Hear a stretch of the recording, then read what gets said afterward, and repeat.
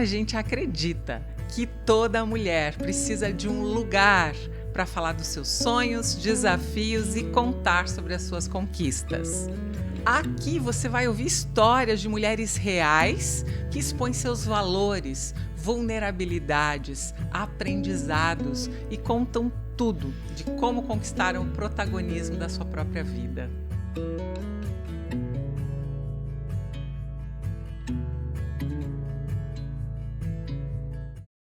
Olá, tudo bem? Eu sou Gisele Cipilli e eu tô aqui com você para mais um episódio do nosso podcast. Bom, a gente está na segunda temporada, lembra? E carinhosamente estamos chamando de As Conselheiras. Olha só, não deixa de assistir a primeira temporada, porque lá a gente fazia num modelo de entrevistas e mulheres extraordinárias e também vulneráveis falaram das suas histórias, nos inspiraram. Então dá uma olhadinha aí no canal para que você também conheça os nossos outros episódios. E hoje, nessa segunda temporada de As Conselheiras, deixa eu falar um pouquinho para vocês de quem é que nós temos aqui e também um pouquinho do que eu faço, né? Acho que você pode também dar um Google, Gisele Cipilli ou giselecipilli.com.br e você está lá no meu site. Bom, mas desde 2024, a minha empresa de consultoria, ela também está ajudando líderes, ou melhor, empresas, a sensibilizar os seus líderes na área de saúde mental, por causa da NR1. Também, NR1 é uma norma regulamentar que agora em maio de 2025 vai fazer toda a diferença para fatores psicossociais dos relacionamentos, gestão de pessoas dentro das empresas. Então, também ajudo você, líder, a sensibilizar toda a sua equipe para esse novo tema e um tema tão importante. Muito obrigada por você que está de novo prestigiando a gente. E olha só, eu tenho aqui hoje, vocês já conhecem, é a Fernanda.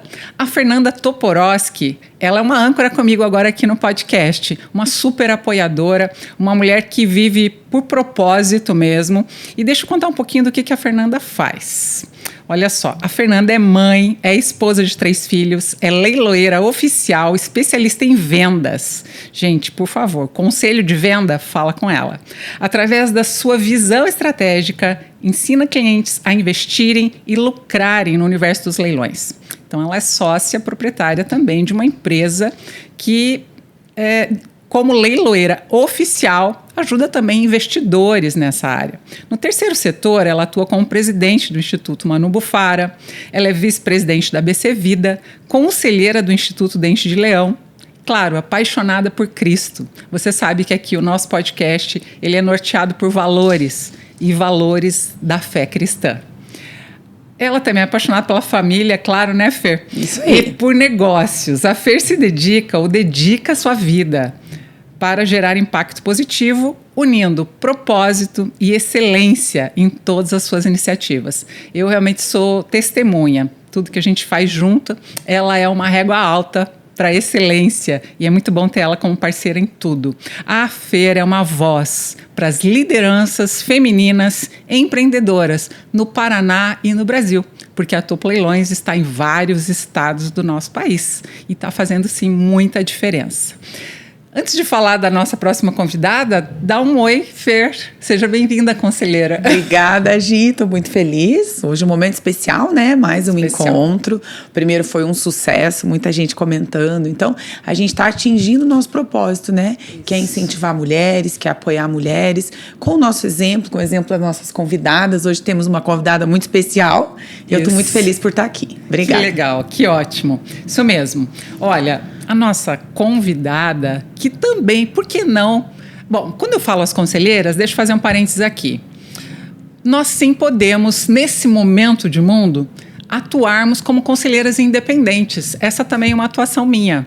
E eu tenho certeza que a Fernanda também, na área comercial e tantas outras áreas que ela tem uma expertise, também pode dar conselhos para líderes e pequenos e médios negócios. Então, como conselheiras independentes, nós temos uma convidada que está fazendo a formação para conselhos, para trabalhar com governança em conselhos. Bom, eu soube aí que tem mais de 8 tipos de conselhos. Geralmente o consultivo é o que nós atuamos como conselheiras independentes, mas há outros, depois ela vai falar sobre isso. Deixa eu apresentar para vocês. É a Emanuele Oliveira Solion.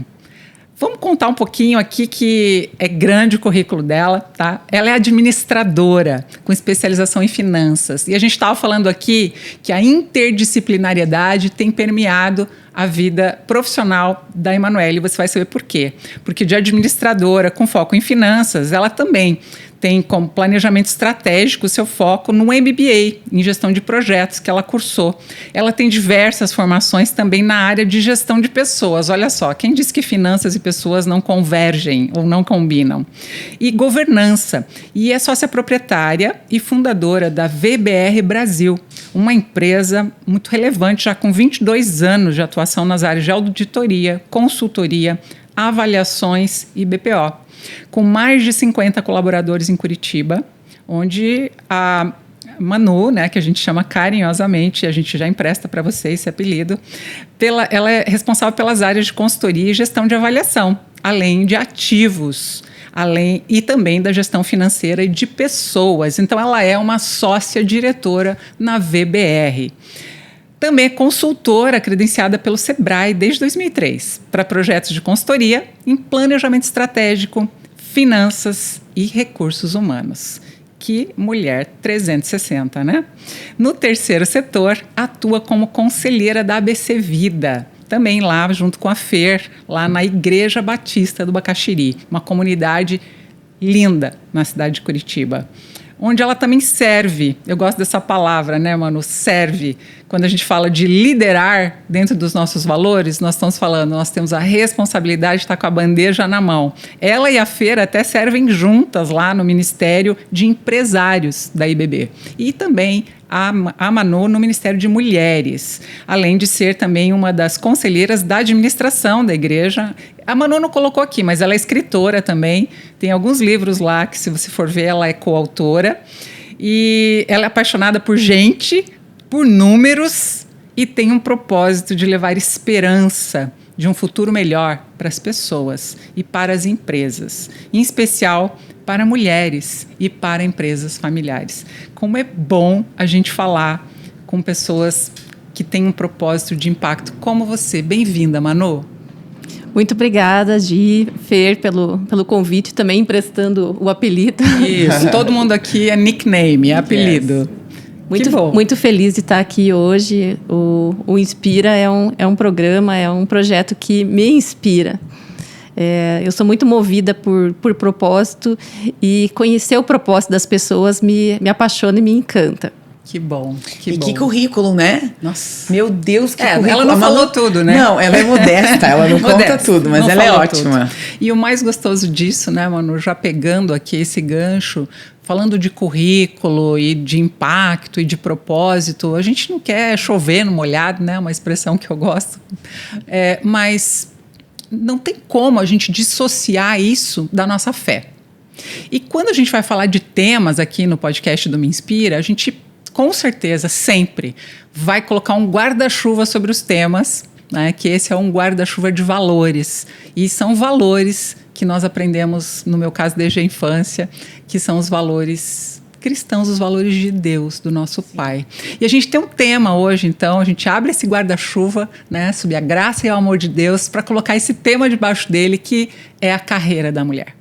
Carreira da mulher é assim, sob várias perspectivas ela é vista, né? Mas eu quero fazer uma contextualização histórica para a gente começar, porque eu sei que a Manu tem algo muito importante para compartilhar com a gente aí sobre legado e impacto da mulher.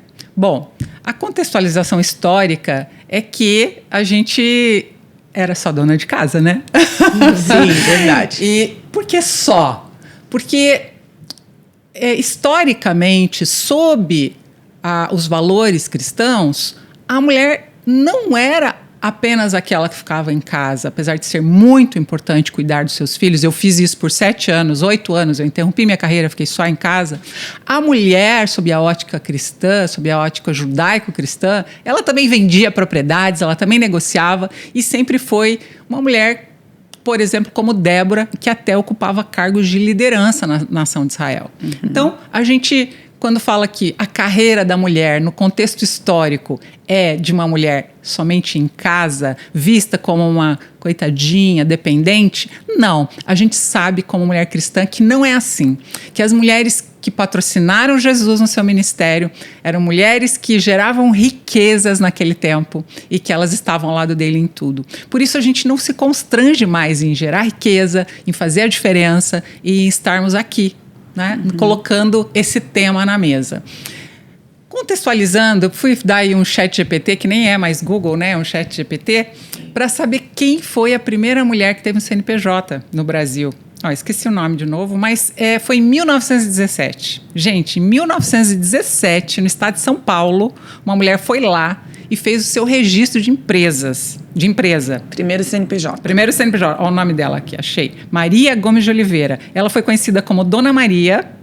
Foi em 1917 com uma empresa de costura. Eu fico imaginando como eu queria um dia ter essa Dona Maria, que já não está mais entre nós, né, contando como foi ser o primeiro CNPJ. É um romper de paradigmas, né? Que é Total. E eu sei, Manu, que você tem uma história familiar de mulher forte aí.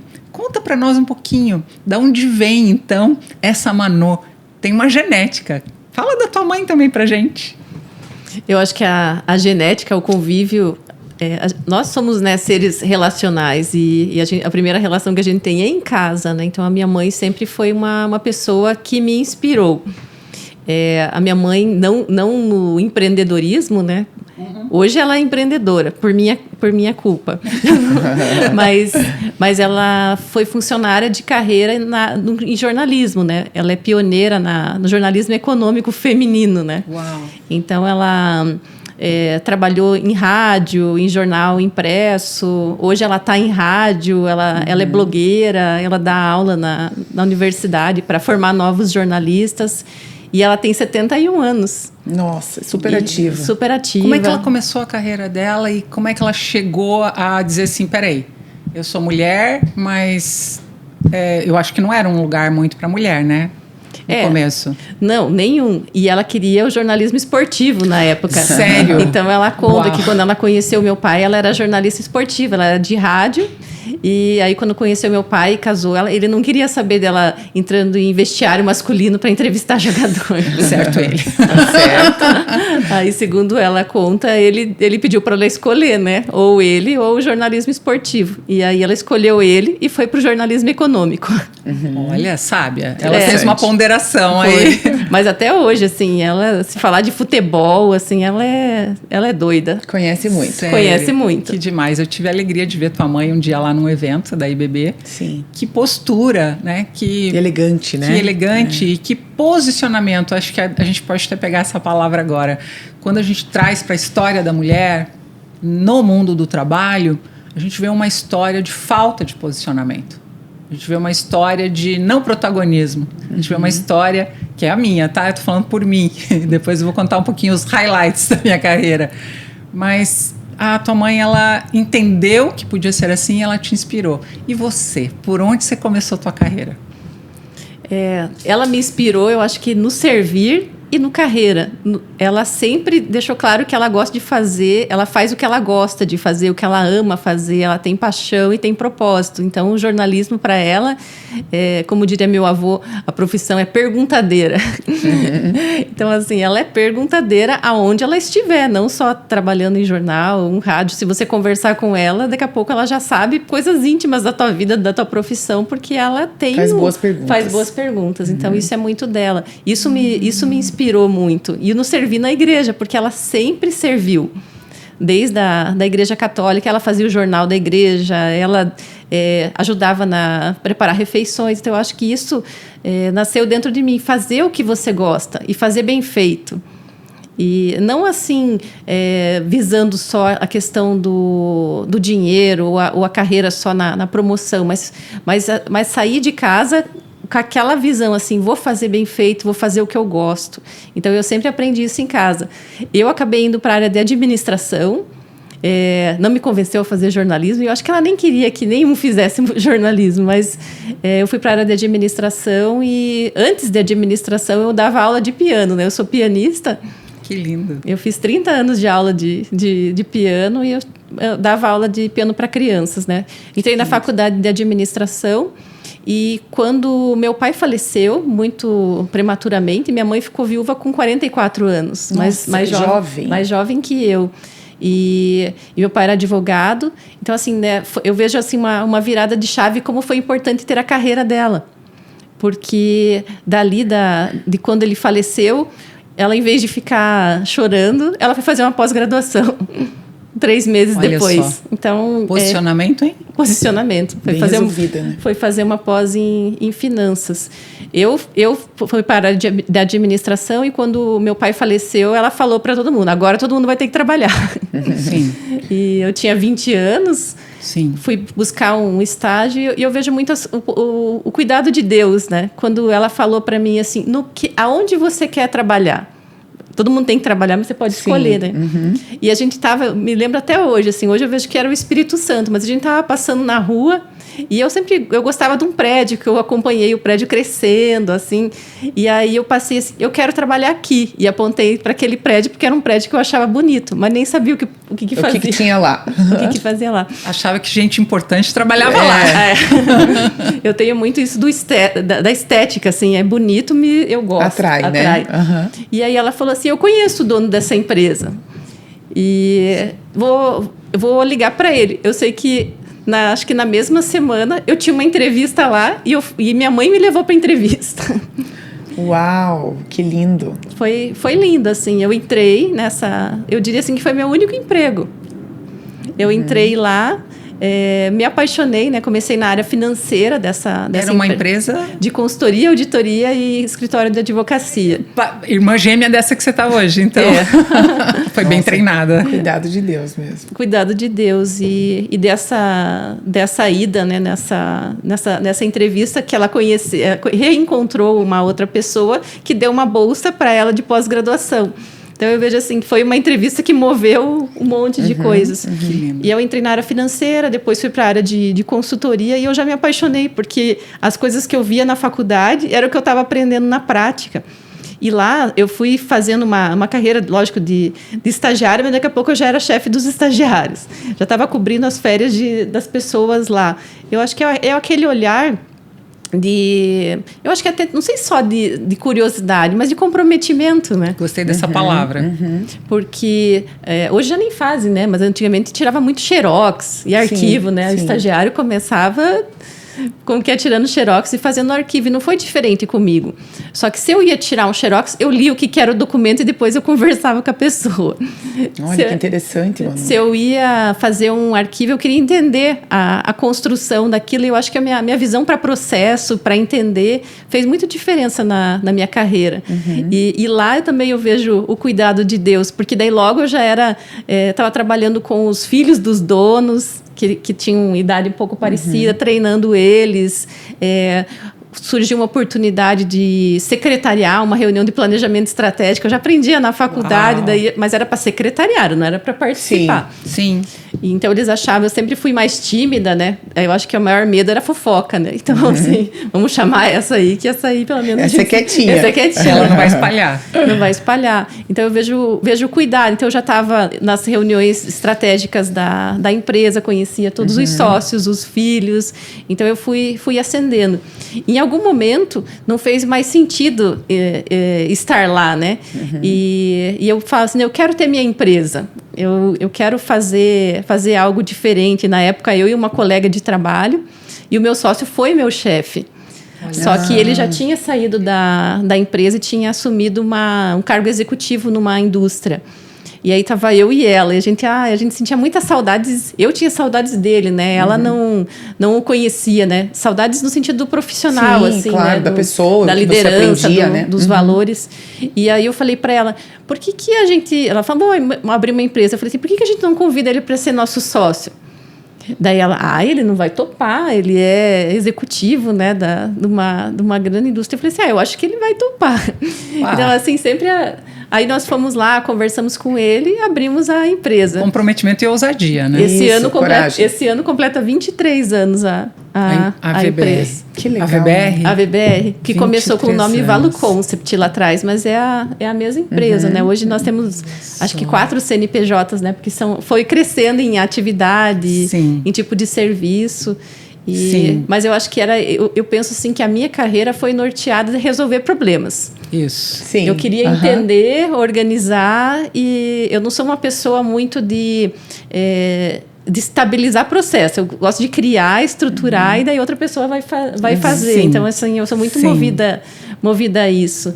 E aí foram agregando os serviços, né, durante o caminho. Era primeiro consultoria, depois a gente assumiu a área de auditoria de uma empresa do Rio de Janeiro. Nós somos a filial por quase 12 anos dessa empresa. Depois que nos separamos, a gente abriu a nossa CNPJ de auditoria, a área de BPO, que é a terceirização de contabilidade, folha também foi agregado e aí vai passando. Mas eu entendi que você então não é só não, porque já é muito ser a sócia diretora, mas você também é meio que sócia fundadora aí. Sou fundadora. Sim, eu não Eu sabia. não sabia que você Também era fundadora. Sim. Eu brinco que a empresa começou começou comigo e depois ele entrou. Ele entrou, a gente entrou, fez junto, né? Sim. Mas a ideia, ele foi. Sim, partiu de você convidá-lo, né? Convidá-lo. Pra ser sócio. Uau. E aí você traz também algo. Enfim, a gente não precisa ficar colocando as mulheres, nós não precisamos ter algumas caixinhas de cargos. Eu gosto muito disso, mas também gosto de uma gestão de pessoas mais inovadora e atual, que fala de tarefas e responsabilidades e salários, e não cargos e salários, né? Então, você foi assumindo tarefas e responsabilidades como uma diretora, mas também com a habilidade de correr riscos de uma empreendedora. Sim, porque você vai empreender, né? E eu tinha 24 anos quando abriu o CNPJ, né? E até foi interessante que a data do CNPJ é a data, né, o mês e o ano do aniversário de casamento do meu pai e da minha mãe. Olha só. Então, que legal. Então, assim, é uma data muito... Bem especial. Bem especial. De aliança. Uma data de aliança. Porque sociedades também são alianças, né, Manu? Sim. É o casamento sem a parte boa, né? Boa. Sim. Então, assim, mas são alianças. E eu acho que a gente não casa com a primeira pessoa que viu na frente, e a gente também não se associa com a primeira pessoa. E o meu sócio que me levou a Cristo. Então, legal. Ele que... eu brinco que eu demorei mais para me converter por causa dele, mas foi por causa dele que eu me converti. Então, ele que me levou a trabalhar voluntariamente na igreja, e aí fui cercada por todos os lados e depois me converti. Mas, assim, a gente tem um relacionamento muito bom e a gente se complementa, que eu acho que é que nem também num casamento, né? Não pode ser iguais, né? Tem que ser diferentes. Sim. O fato de ser mulher, como é que foi para ele? Eu acho que para nós dois, né? Eu não digo assim que... Isso, para os dois. Para os dois, porque eu acho que talvez as minhas dificuldades foram diferentes das dificuldades dele. Ele já era mais velho que eu, então quando ele me apresentava como sócia, as pessoas primeiro... Ainda acontece, mas menos. As pessoas perguntavam, ela é sua esposa? Aí ele falava, não. Daí eles, ela é sua filha? Não. Daí a pessoa... fazer aquela cara assim. Não, ela é a minha sócia e ela ajudou a fundar esse negócio. Não porque a gente é parente, é porque ela é competente. Eu acho que assim, a diferença de idade nem é tanta, assim, é 14 anos, não não são gerações diferentes.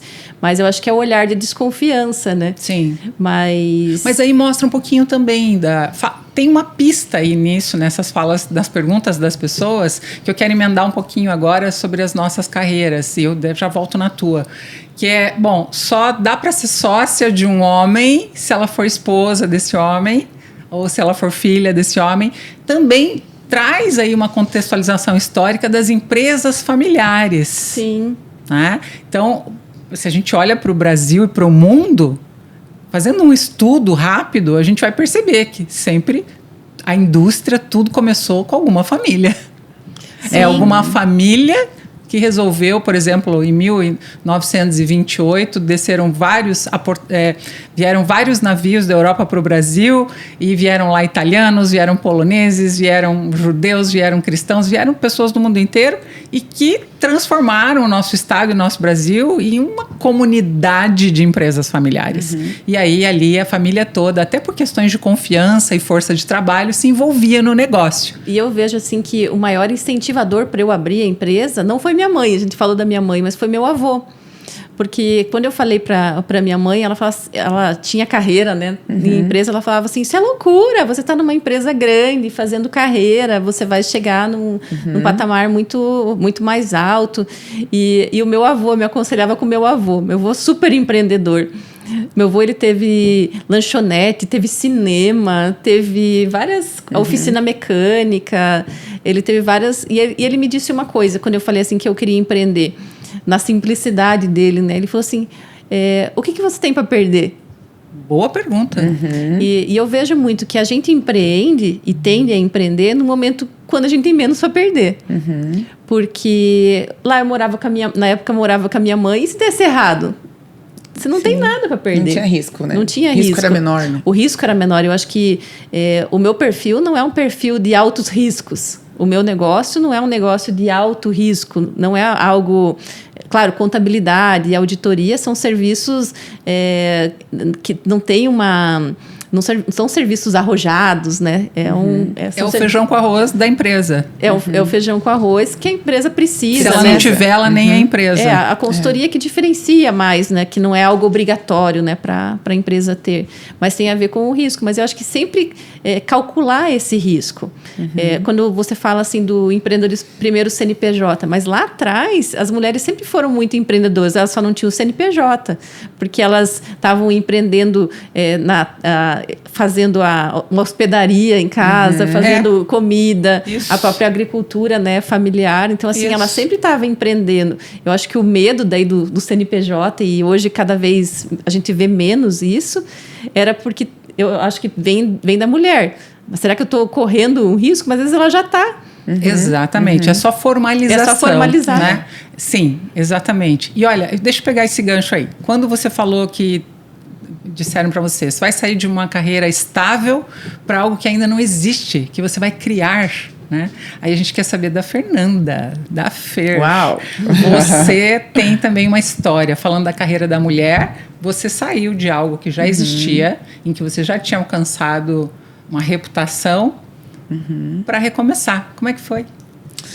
Então, o empreendedorismo sempre teve muito dentro de mim, assim, né? Eu sempre gostei de inovação, de crescimento, sempre fui movida por resultado. Então, eu vejo que o empreendedor precisa ter um pouco disso, de coragem, de ousadia. Então, mesmo quando eu era CLT, eu sempre tive essas características. Então, eu acho que a minha carreira como executiva cresceu por conta disso também, sabe? Então, mas o meu coração sempre teve o desejo de empreender, de ter a minha empresa, a minha equipe, a minha história, o meu resultado.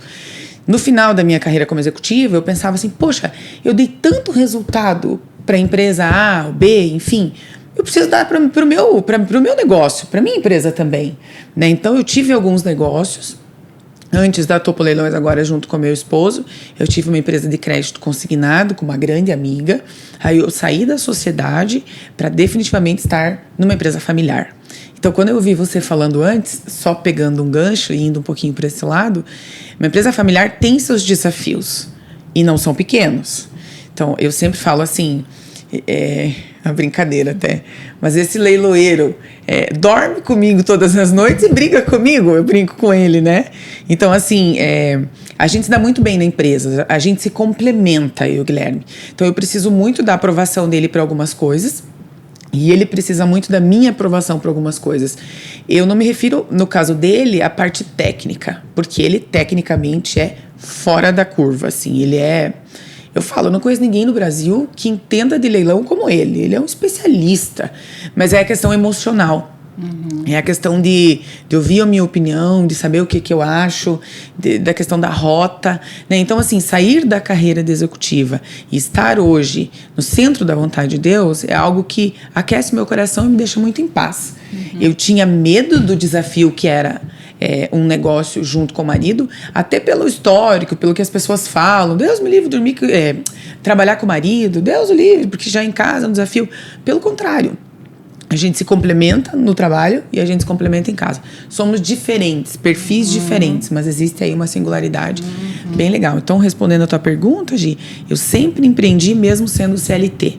Eu sempre quis grandes resultados, eu sempre levei muitas ideias e trouxe a inovação. Então, é isso sempre que eu tenho expectativa para minha equipe, sabe? Me traga ideia.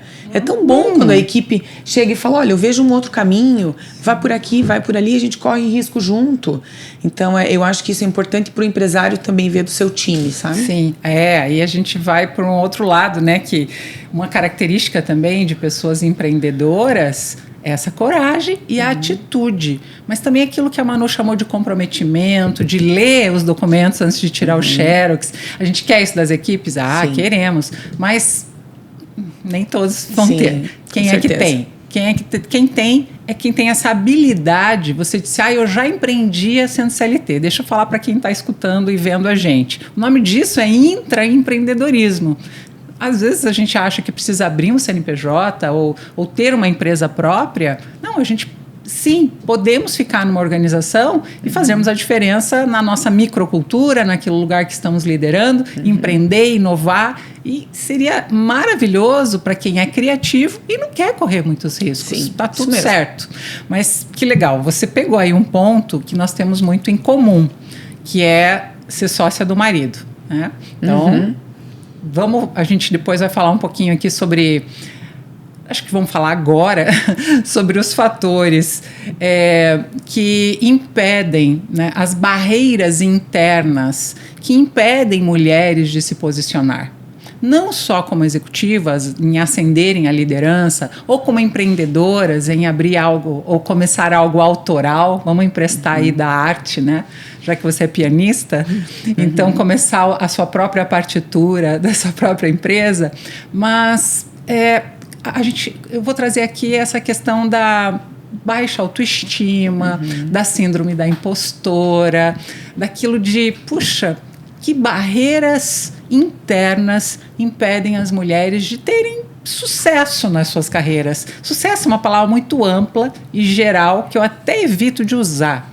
Mas se a gente for trazer o que é sucesso para a carreira de uma mulher, eu quero aproveitar e dar um pitaco aqui do que aconteceu na minha, que nós temos em comum. Quando eu resolvi também ser sócia do meu marido, eu tinha 20 e poucos anos, a nossa empresa tem 28 anos e a gente está junto há 32. Né? Era porque tinha uma barreira interna. Eu estava vindo de um divórcio muito jovem, eu fiquei 4 meses casada só, com 23 anos já tinha meu filho desse relacionamento. Márcio era um amigo de infância e a gente se encontrou e a gente casou, mas vinha tanto peso sobre mim a respeito da minha identidade profissional, porque eu tinha acabado de interromper a faculdade de odontologia na PUC, que era o sonho de todo mundo. Um pai que podia pagar a PUC, eu era do interior, eu morava aqui, morei em quartinho de amiga e tudo, mas eu interrompi aquilo. Sabe, foi uma bomba, uma coisa assim, eu não sou mais capaz. Mas aí casando com o Márcio dentista e tal, eu vi que o Márcio, ele era muito bom tecnicamente, mas ele não sabia vender o trabalho dele. Né? E eu ali, a gente teve depois o Samuel, o segundo filho, eu falei, vamos fazer o seguinte, tá vendo aquela propriedade? Eu vi um lugar lá nessa cidade, que era a nossa cidade, né? Que essa clínica tá lá até hoje. Eu quero saber quanto custa esse terreno. Só que a gente tinha um Uno Mille, que a gente pagava a prestação. Então, nós não tivemos herança e ainda tivemos que, de certa forma, em alguns momentos, fechar alguns buracos das nossas gerações anteriores. Então, a gente começou no -1. Quando ele disse, o que você está pensando a respeito desse terreno? Eu falei, eu estou pensando em termos a nossa clínica um dia. Não, eu sou dentista, você não entendeu. Isso há 28 anos atrás, numa cidade de 25 mil habitantes. Aí eu vim para Curitiba, numa primeira formação que nós tínhamos para marketing na área da saúde. Então, eu não tinha nem 30 anos ainda e encontrei aqui. Mas e aquela barreira interna de onde é que entra aí na pauta? Entra porque eu dizia assim, o Márcio é bom, se eu apoiar o Márcio, vai dar tudo certo na nossa família. Eita, né? E eu nessa história. Então, a hora que chegou lá, nos 40 anos, meus filhos já crescidos, aí eu tive uma depressão muito grave e eu retomei a minha carreira. O auge. Eu tinha 38 quando eu tive a depressão, porque eu não tinha nome. Eu não tinha nome, eu não tinha sobrenome. Eu saía, e mesmo quando eu ia para cursos no Brasil inteiro, porque eu sempre fui buscar muita formação na área do empreendedorismo, na área da saúde, na época, as pessoas perguntavam, você é a mulher do Dr. Márcio, né? E tudo bem nada. Um dia que eu comecei a ficar triste, não porque ele nunca me impôs nada, mas eu, Gisele, para essas que estão nos ouvindo hoje, eu me vulnerabilizo para inspirar você. Você pode, sim, ter um perfil apoiador, um perfil maternal, que é o meu, sou uma mulher romântica, materna, mas isso não pode ser uma barreira de autoconfiança. Perfeito.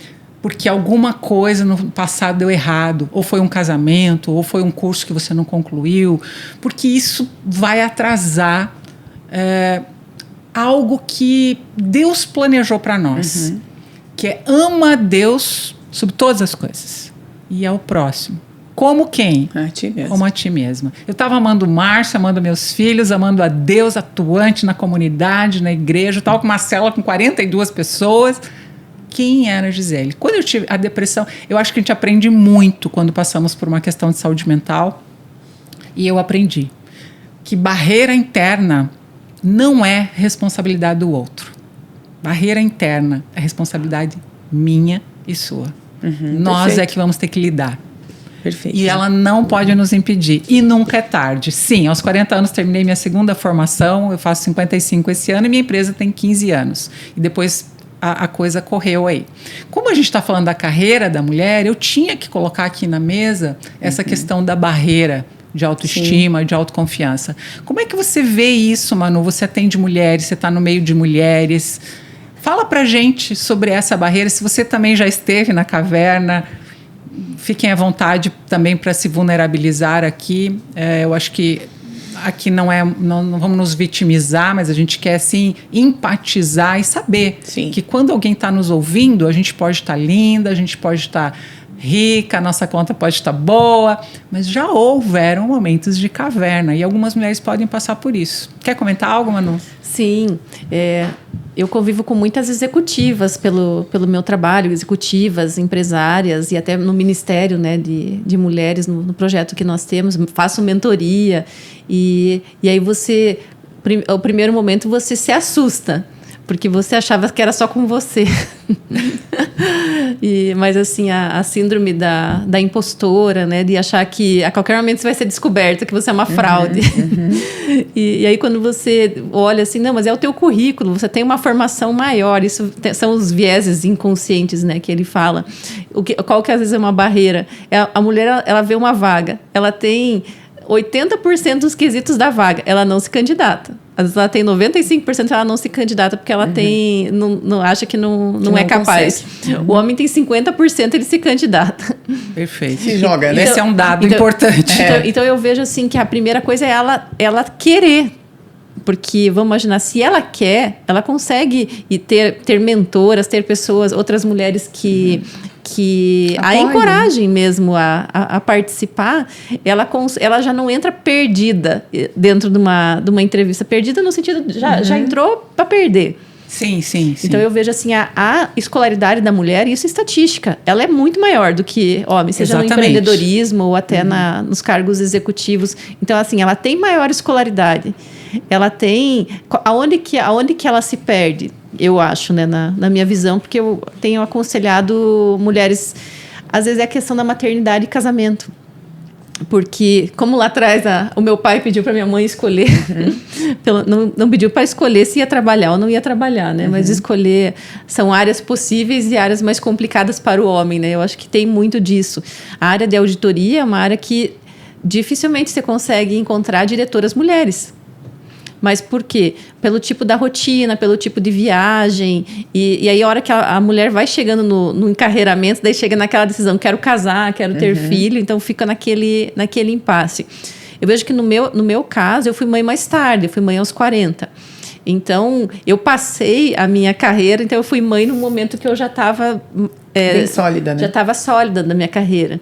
Mas se você pega um padrão ali dos 30 anos, né? Que já não estão engravidando também tão cedo, né? Mas os 30 anos é a hora que ela já está na supervisão, numa coordenação, dentro de uma empresa grande. Aí ela sai...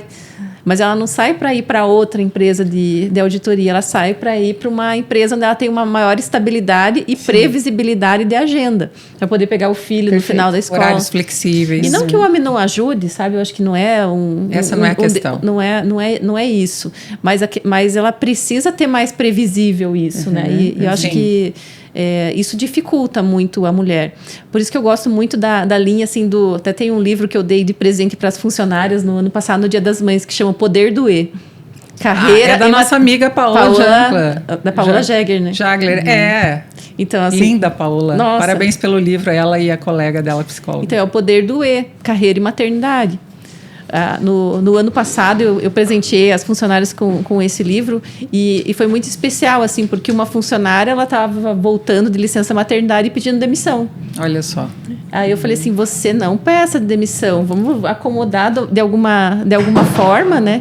E aí ela dei o livro para ela e ela tá lá conosco até hoje. Que legal. Foi feita uma concessão. Mas assim, você precisa de pessoas que te mentoreiem e que vai dar certo. Agora você falou tudo. Eu fico imaginando... eu fui na PUC ontem, né? E aí, por um motivo acadêmico, e a hora que eu olhei a PUC, eu olhei o prédio de ciências biológicas, né? E eu estava passando por aqueles conflitos ali. Eu me lembro que eu fui até o escritório e disse assim, olha, por favor, vocês podem me conseguir um psicólogo?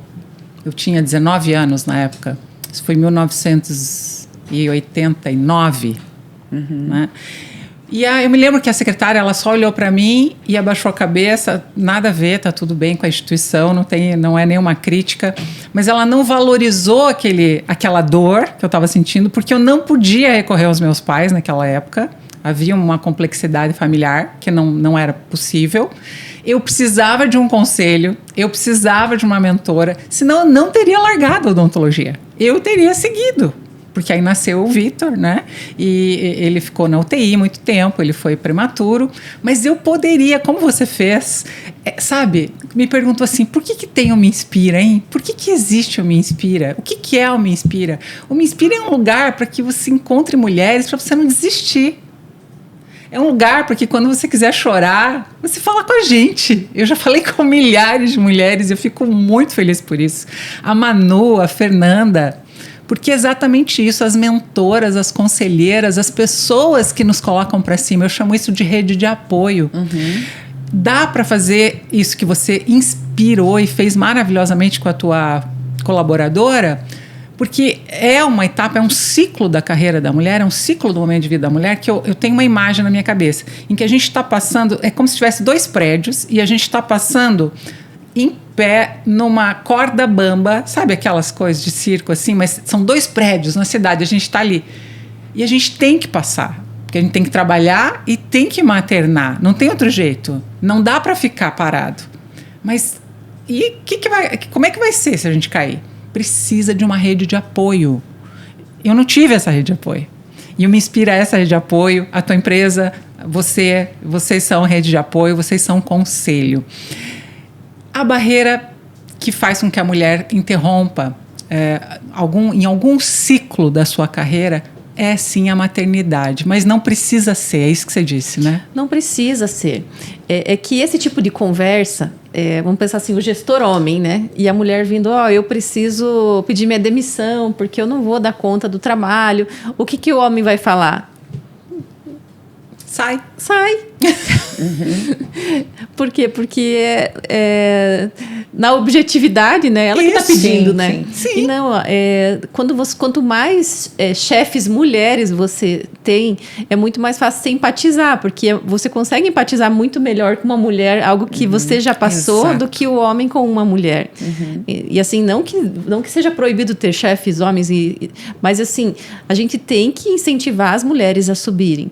Eu só estou fazendo a minha formação de conselheiro de administração e certificação porque eu participei de um curso que ele foi de 1 ano e meio só de governança para mulheres.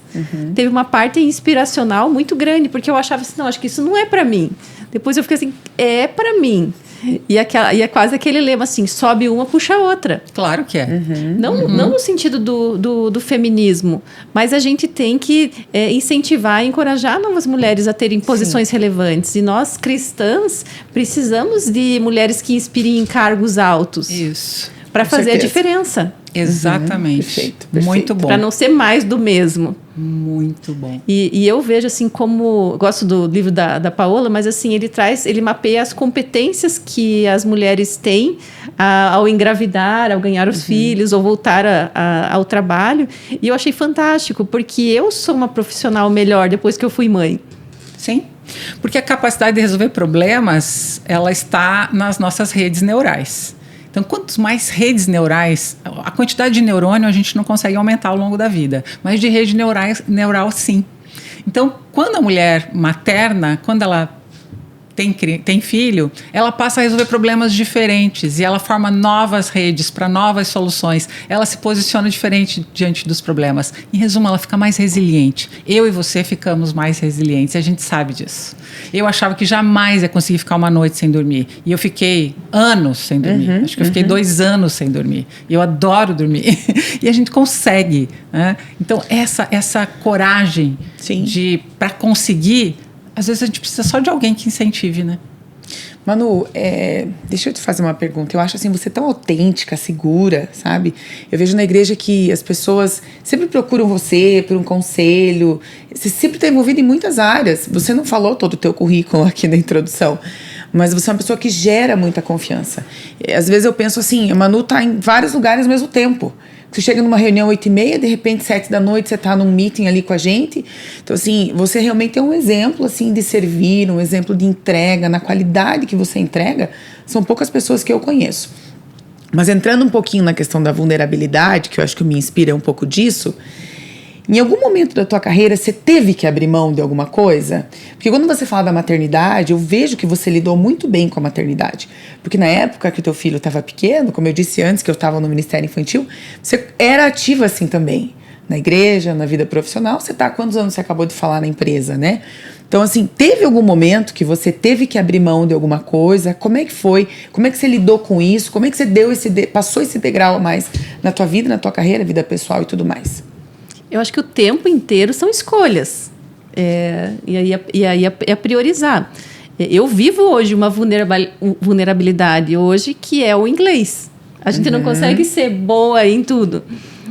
Só que eu me acomodava numa situação, porque o meu sócio ele é poliglota, né? Fala 5 idiomas e a gente trabalha muito para empresa estrangeira, né?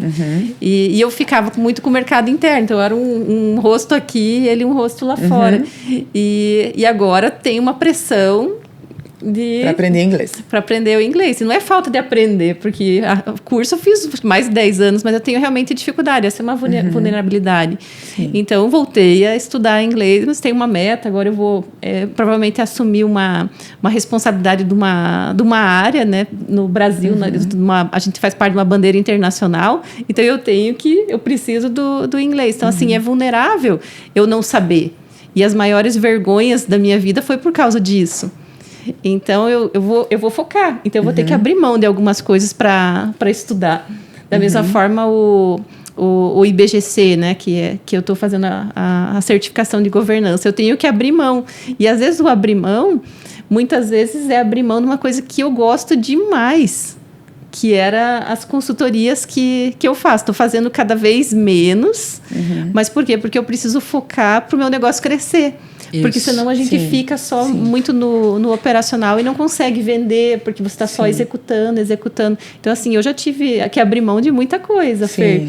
Mas tem coisas que não são negociáveis. Por exemplo, meu filho não é negociável. Então, para eu buscar meu filho na escola, 5h30, 5h40, eu tenho que ter horário para sair. E isso, para mim, sempre foi... não era uma coisa negociável, porque eu não tinha horário para sair. Então, assim, eu acho que a maternidade traz disso. Eu tenho que terminar até o horário para eu sair para buscar ele, ou ter toda uma dinâmica com as avós. Mas abrir mão, sim, abrir mão de ministério, abrir mão de coisas que eu gosto muito no meu escritório e abrir mão da minha vulnerabilidade, no sentido que tem coisas que eu posso aceitar, que eu não tenho, mas tem coisas que eu não posso aceitar e eu tenho que correr atrás. Estar aqui hoje é um exemplo. Eu não sou uma pessoa de falar. Eu sou uma pessoa mais de escrever. Nunca fui tanto de linha de frente. E tudo bem, não tem problema. Só que, ao mesmo tempo, eu me percebo e eu me treino. Por exemplo, eu não vou buscar, mas eu recebo muito convite e eu não fujo de convites, porque eu entendo que é o meu lugar. Por exemplo, com o piano, né? 30 anos fazendo aula de piano. 30 anos eu participava do recital, estudava a música, recital de alunos, dava aquela suadeira, assim, aquele nervoso, mas eu entendia. Faz parte de um treinamento para a gente crescer. Sim. Então, assim, o ser carreira também é entender que a tua vulnerabilidade você vai ter, mas você vai escolher. Vai ser um limitador para minha carreira? Se não for um limitador para minha carreira, por exemplo, falar em público poderia ser um limitador. Então não vou falar. Não, eu não admito, eu vou ter que correr atrás. Superar isso. Que legal você falar isso, porque exatamente quando a gente falou das barreiras internas, eu até coloquei, né, que a barreira interna não é uma responsabilidade do outro. Você acabou de dizer. Você não continuou delegando a língua, né, para o teu sócio. Você disse, deixa eu vou assumir isso aqui. A responsabilidade é minha também de aprender. Falando um pouquinho de saúde mental agora, tem uma frase, ela permeou aí um tempo da pós-graduação lá que eu fiz no Einstein, que eu sei que ela foi sussurrada no meu ouvido. Alguns chamam de insight, mas eu acredito que sim, é uma voz divina. A gente sabe que pela genética, a gente também vem, além das cores dos nossos olhos e cabelos, a gente vem com um potencial de felicidade. Olha que coisa. Ou não. E o Martin Seligman fala lá no livro Florescer muito sobre isso, né? Que é um psicólogo da psicologia positiva.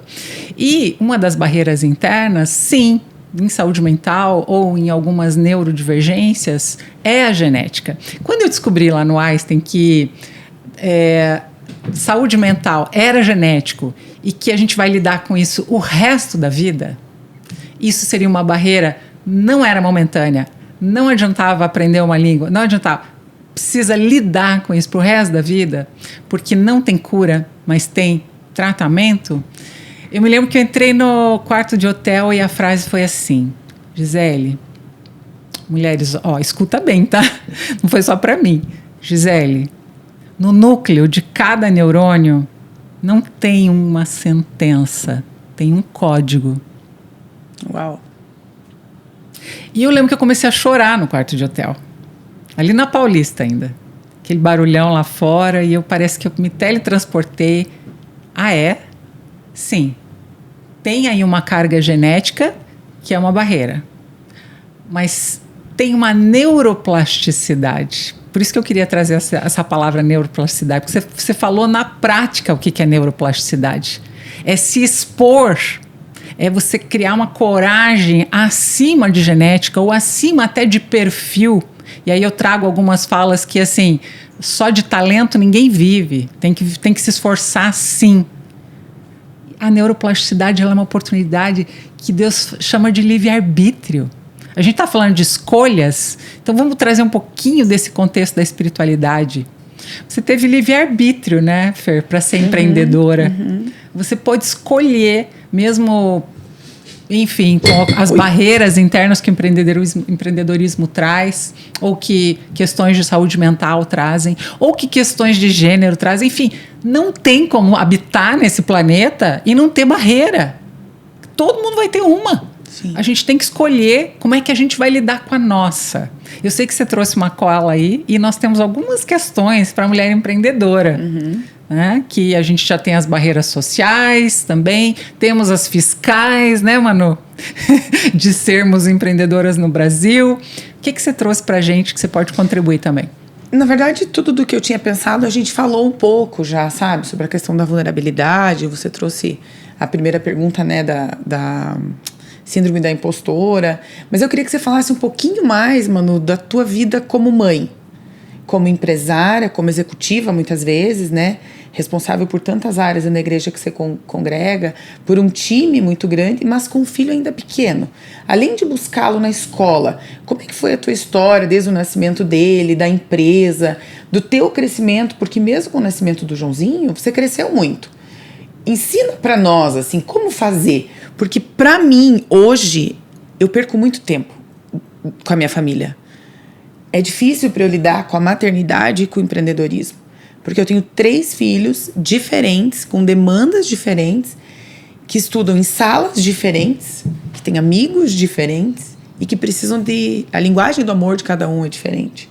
Eu tenho meu marido, que eu preciso da atenção. Então, para mim, hoje, eu perco muito tempo de qualidade com eles. Eu perco tempo com os amigos e até com a família. Então, assim, eu queria entender de você, como é que você vê isso? Como é que você lida com isso? Me ensina, Manu. Eu não sei se eu sou algum exemplo para alguém, né? Mas, assim, eu fui mãe... Eu sou uma pessoa tranquila. Quem me conhece sabe, assim, que eu sou do amor, sou da paz. E não foi diferente na maternidade. Você não entra muito em dilemas, né? Ou é ou não é e vambora. Não, vai com... Como que é? Vai com medo, não tá vai perfeito, andando. vai indo. Mas eu vejo que, no caso da maternidade, e ainda na época, né, que eu ganhei o Joãozinho, meu marido morava fora, né? Então eu era sozinha. Mas eu tinha uma rede de apoio que eram as avós. Então, isso é importantíssimo. Rede de apoio. Então, assim, eu tinha uma dinâmica com ele. Eu voltei a trabalhar, ele tinha 3 meses e meio, né? E assim, o que eu estabeleci com ele? Eu entendi, assim, que... ao contrário da Fer, que serviu no Ministério Infantil, assim, a criança nunca foi meu ministério. Sim. Eu acho que eu nem tenho uma linguagem para criança. Eu falo com o Joãozinho do jeito que eu falo com um adulto. Sim. Tanto que ele tem um vocabulário bem rico. Ele... legal. Tem uma amiga que fala que ele é um anão, que acho que ele não é uma criança. mas assim, o meu relacionamento com ele é muito bom. E o que eu desenvolvi em mim? Eu permitir ser cuidada depois que eu fui mãe. Porque eu cuidava de todo mundo. Eu ainda tenho essa tendência, né? De querer cuidar. Mas eu permiti ser cuidada. Porque antigamente, assim... Olha a dica aí, Fê. Receber um bolo de alguém... Ai, meu Deus, tá achando que eu tô passando fome. Você ficava assim, não, você não precisa de nada. E eu vi como eu fui cuidada pelas avós, né? Minha mãe, a mãe do Rodrigo, de cuidar da roupa do meu filho. Ai, que legal. E assim... É perfeito? Não é perfeito. Mas, assim, eu descansava no Senhor, porque ele tinha 3 avós. Então, eu criei uma rotina... Eu sou de planilha, né, Fer? Então, assim, eu tinha uma rotina de cuidado de 3 avós. Então, ele tinha a data fixa na casa das 3... Tudo organizadinho. Tudo organizadinho. E ele foi uma pessoa muito flexível. O João é flexível por causa disso, porque ele tinha uma rotina diferente em cada casa. Eu ia para as reuniões de conselho, levava ele junto. Que bonitinho. Levava o... Como que chama aquilo de colocar no chão? Um tapetinho. Um tapetinho. Assim. Ele passava na mão de todo mundo na reunião do conselho. Ele é super... Ele é muito querido. Ele é querido. Ele vai, assim, ele conversa com qualquer pessoa. Socializa super rápido. E a gente tem os momentos... Uma das coisas que eu tinha uma rotina insana na parte logística, porque cada avó mora num lugar diferente. O carro sempre foi um lugar de conversa. Agora sim. Agora você falou algo importante. Continua. Daí eu quero fechar. Então, a gente conversa até hoje muito. Hoje a rotina é menos intensa porque ele mudou de escola, mas a gente conversa muito. Aí, essa semana, a gente já assistiu 2 filmes à noite. Ele escolhe qual que é o filme, o momento cineminha em casa. Então, a gente tem um relacionamento muito bom e de conversa. E ele tem, lógico, a escola nova, adaptação. Então, a gente tem conversado muito sobre tudo. E ele se sente seguro. Isso é ótimo. E ele pode se sentir fraco, mas ele sabe que ele pode contar comigo para tudo. Então a gente tem um relacionamento muito, muito bonito. Isso que você falou é o tempo de qualidade. Isso. Não é a quantidade de tempo que a gente vai ficar com a família, mas a qualidade de tempo. O Vitor hoje tem 31 anos e a gente se fala todo dia, ele mora fora do país, e esses dias ele me falou uma coisa, falando de conversas. Mãe, que saudade quando você ia me buscar ele fazia, por causa de algumas questões que ele tinha na escola, eu levava ele numa psicopedagoga. Ele, ai, que saudade quando a gente ia e voltava da psicopedagoga, você ia me buscar e a gente parava para tomar um café e conversar. É isso que você faz com os teus clientes hoje, né? Acho que eu fui teu primeiro cliente. A gente sentava para tomar café. Ele tinha 14 anos, 13 anos. Como se fosse mesmo uma reunião entre filhos, mas eu aproveitava essas idas de carro, de buscar e levar, e com Samuel também. Inclusive que eles morriam de vontade de sair de casa logo, porque eles diziam assim, meu Deus, tudo que a minha mãe tinha para dar em termos de conversa, tudo eu já esgotei. Agora deixa eu conhecer outras mulheres, senão ela não vai deixar. É isso mesmo, essas conversas no carro, esse tempo de qualidade, isso aí é chave.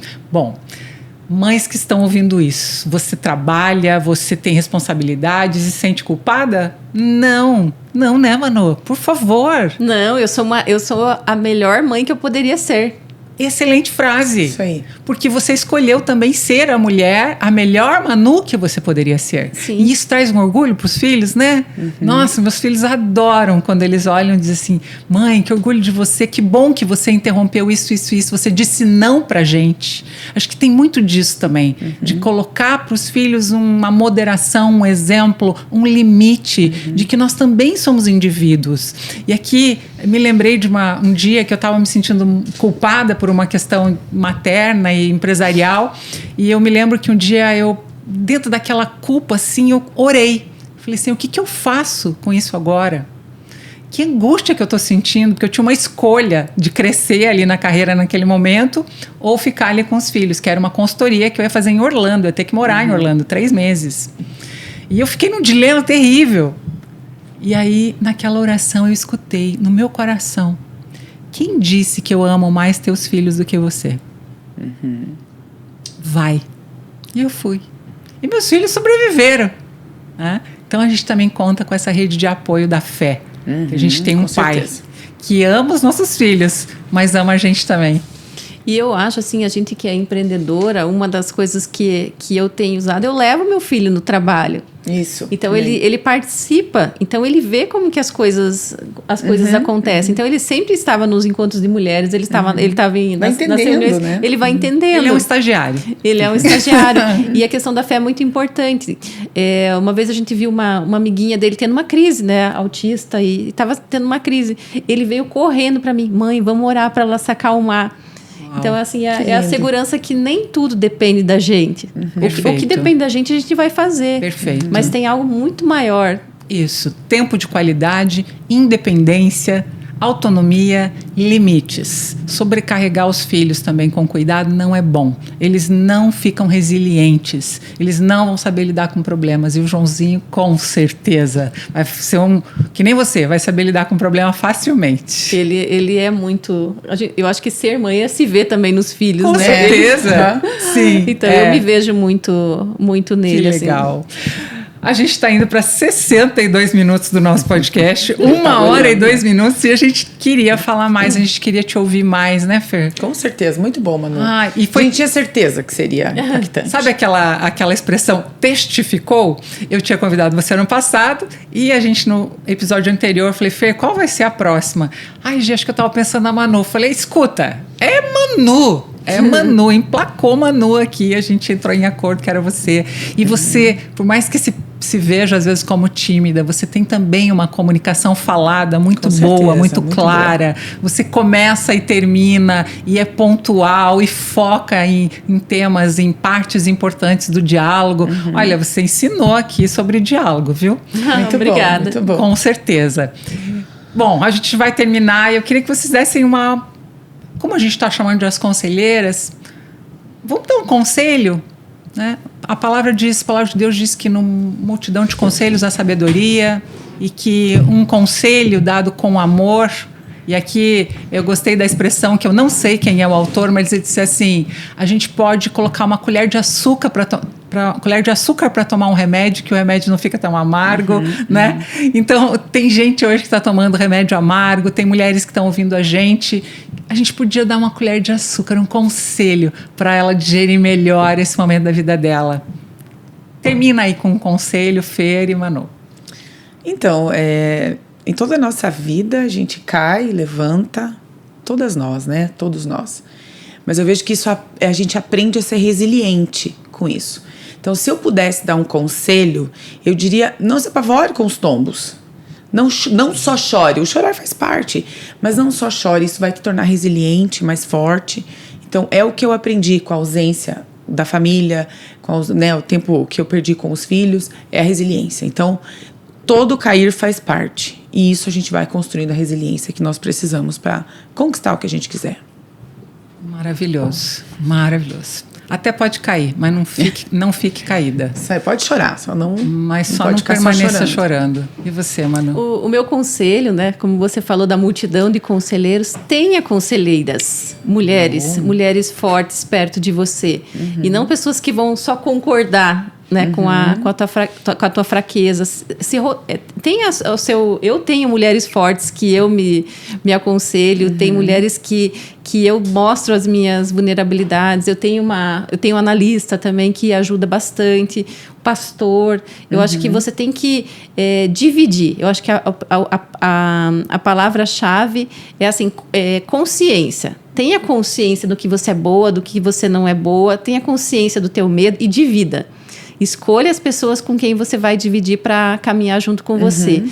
Pode ser alguém... E da mesma forma que a gente, né, como conselheira, fica tão feliz, né, de poder ajudar, de ser útil para alguém, as pessoas não têm vergonha de pedir. O máximo que vai acontecer é, às vezes, aquela não pode, mas outra pode, mas assim, vá atrás. Não aceite como um limitador na tua vida, achar que vai ficar fechada em casa, que vai ter um subemprego, que nunca vai chegar num cargo alto. Converse com quem já chegou e você vai ver que a história se repete. Perfeito. E a gente se conecta pela vulnerabilidade, não pelo ponto fraco, pelo ponto forte. A gente se conecta pela vulnerabilidade. É isso aí, exato, gosto disso. Olha só, então a Manu fechou com uma questão muito importante. O conselho busque conselho, viva em comunidade. A gente tem a nossa comunidade, Me Inspira. Vai lá no Instagram, veja o que a gente tem de eventos, temos todas as quintas-feiras, a gente tem um lugar pelo Zoom, que é o Meditando Juntas. A gente está falando sobre os frutos do Espírito. Nessa quinta-feira, a gente falou sobre a paz. Então, procure grupos. Curitiba tem vários grupos, no Brasil tem vários grupos, mas nós aconselhamos você a procurar grupos que promovam valores semelhantes aos seus. Valor é aquilo que a gente tem e que não quer perder. Tem alguns que são inegociáveis. Não negocie os seus valores. Esse é o meu conselho. Às vezes, atrás de necessidades, nós acabamos negociando valores. Isso não faz sentido. Tomar decisões, ter sabedoria para entender que o futuro cobra o seu preço. Falando um pouco aqui do meu conselho para finalizar. Meu conselho não importa se você tem uma neurodivergência, se você passou por um divórcio, se você interrompeu uma faculdade, como a Fer falou, tombos que você levou. Não importa que diagnóstico você já tenha tido. Ou até mesmo se você está reclamando porque não é tão inteligente ou não é tão feliz por causa da sua genética. Lembra, no núcleo de cada neurônio tem um código, não uma sentença. Esse é meu conselho. Levanta, se desenvolva, busque, cresça. Tem muita coisa aí para fazer. Tem curso grátis, tem curso pago, tem livro para ler, tem conversas para ter. Mulher, levanta. Como é que é? TBC. Tira o bumbum da cadeira, porque você é boa, sim. Cada uma é boa naquilo que é possível ser. Seja a sua melhor versão. Gente, muito obrigada por vocês terem vindo. Muito obrigada por esse momento. Eu me senti super à vontade nessa conversa. Eu quero abrir também um espaço aqui para aqueles que nos escutam, que nos veem, que gostariam de apoiar o podcast. Você quer colocar a tua marca aqui, porque mulheres de um núcleo muito relevante têm ouvido a gente. Fala comigo, eu vou colocar o link aí no final desse vídeo, se você quer ser um apoiador, uma apoiadora do podcast com a sua marca, tá bom? Também vou colocar link aí do livro que a Manu falou, tá? Para que vocês possam ler o livro. Também as dicas que nós demos, o que nós falamos de autores aqui, vai aí para o final desse vídeo, para essa descrição, e você vai encontrar algumas dicas especiais. Obrigada por ter ficado até agora com a gente. Você que é fã do Me Inspira, continua. A gente, mês que vem, tem mais episódio para você aqui com as conselheiras. Até a próxima. Tchau.